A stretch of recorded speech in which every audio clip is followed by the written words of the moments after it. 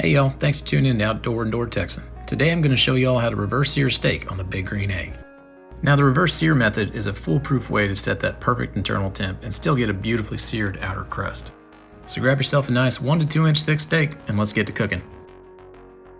First up, take some extra virgin olive oil and give your steak an even light coating. This will help your seasoning stick to the meat as well as enhance your crust when we get to searing it.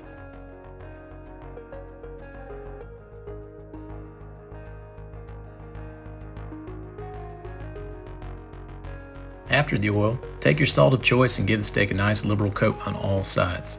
I'm using some big flaky sea salt that I have on hand, but if all you have is regular kosher salt, you'll be just fine.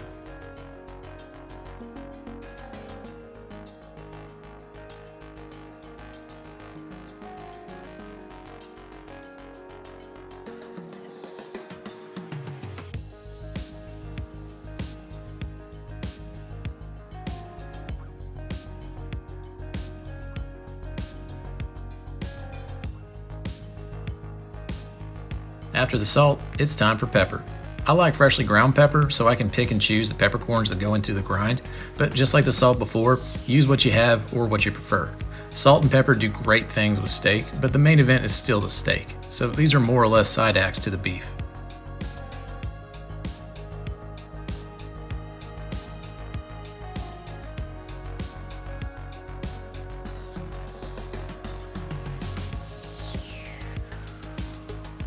Now that your steak is seasoned, let it rest and come up to room temperature while you head outside to light your fire and prep the smoker.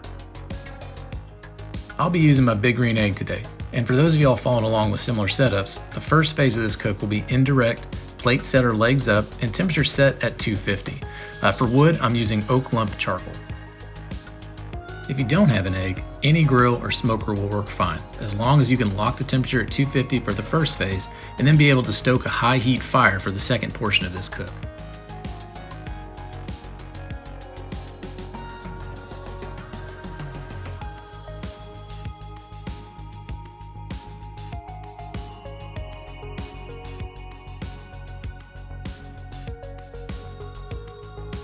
Last bit of prep, and an important one, is to use a temperature probe. These come in all shapes and sizes, but today I'm using the Weber iMini. Using a probe is the best way to ensure your steak gets done the exact way you and your guests prefer.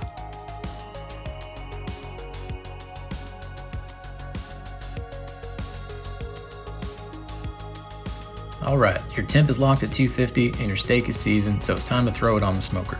For the first phase of this cook, we'll be smoking the steak until it reaches an internal temperature of 120 degrees.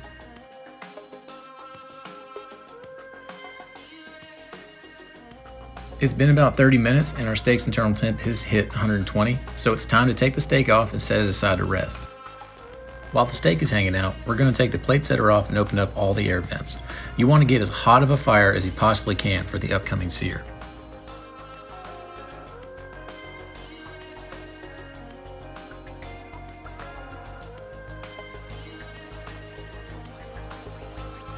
We've now got a rip-roaring fire and the dome temp is reading about 650, so it's time to sear your steak.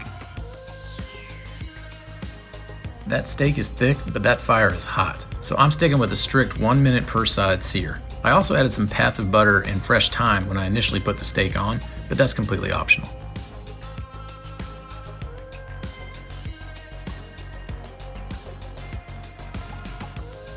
One minute later, flip your steak and repeat.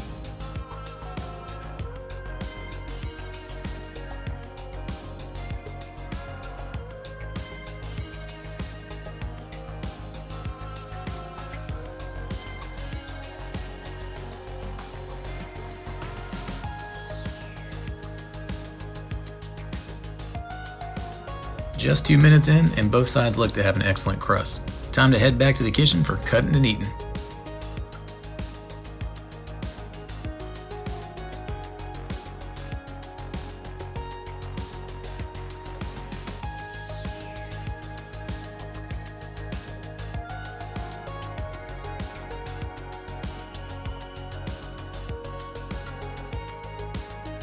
Now it's time for the big reveal. Pulling your steak at 120 and then searing each side for just a minute or so will leave you with a beautiful medium rare steak for dinner.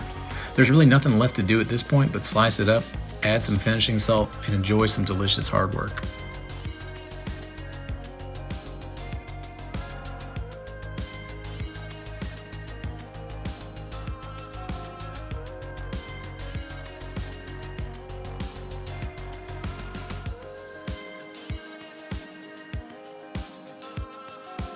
Alright, that'll do it for this recipe, and I hope y'all enjoyed it.